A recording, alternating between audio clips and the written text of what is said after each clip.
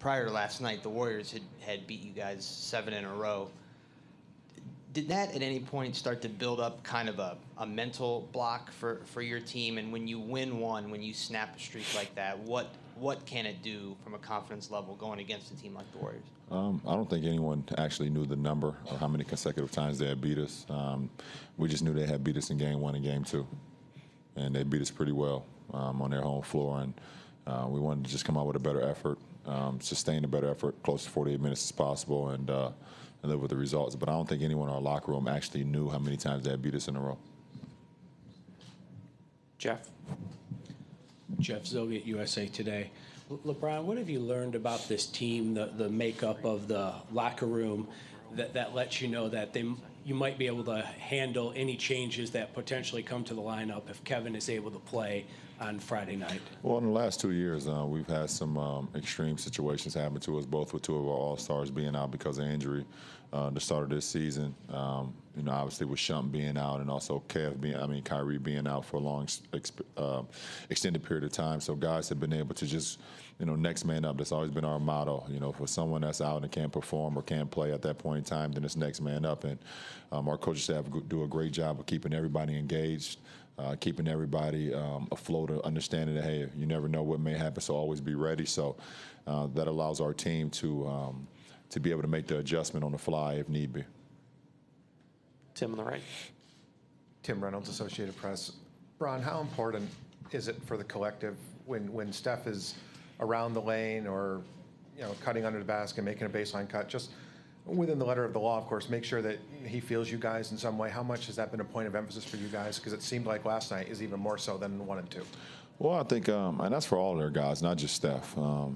They do a great job of moving, the ball moving, and when you allow those guys to move with freedom of space, they're very dangerous. They're already dangerous enough. So when you allow them to run around and and not feel any pressure or any physicality or anything, they're able to just be even more comfortable.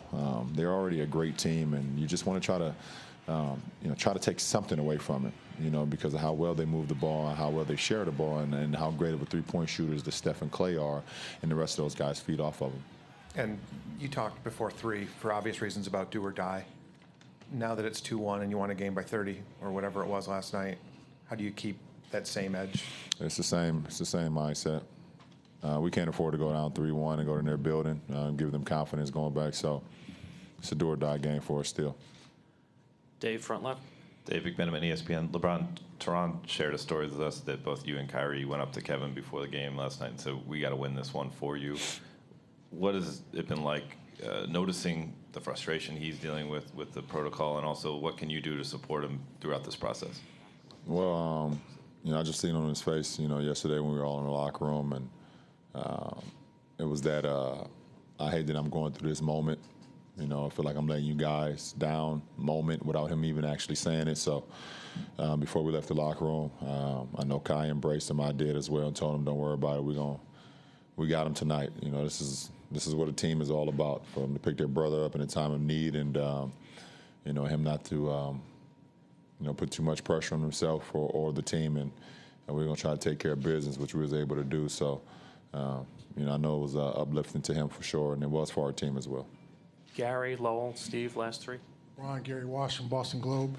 You said a couple days ago you really didn't know what playing possessed meant, but I think like Game 6, 2012, Eastern Conference Finals, when you Heat against the Celtics, I think with 45 and 16, and you were just kind of looked like you were in a different state of mind that night. Was there any comparison between that night, if you can look back, and last night, or even how you'll approach tomorrow? I think, for me, it's just, I just play my game. I love to play the game, and obviously being down 3-2 in Boston at that point in time, it was do or die. I mean, it was year 2 for us, and we had already lost the previous year, and we had so many high hopes of that year, and being down 3-2 going into Boston, it was a tough situation for us. So, just try to go out there and play the game that I love to play, trust the work I've put into it, and lay the chips fall where they may. And I did the same thing last night. Were you in a different state of mind that night 4 years ago that you've been since, or was that just a great game? I was in a different state of mind. I was focused like I always am. I was focused on with the job at hand. I played the game with a lot of joy and a lot of fun, and a camera can always catch you doing anything, and they can always put a caption on it all the time. So, that's one of the pictures that came out. Kind of saw me bend over and just looking at one of my teammates shoot free throws, and they, said, "Well, he looked like a man possessed," and I don't even remember what I was thinking about.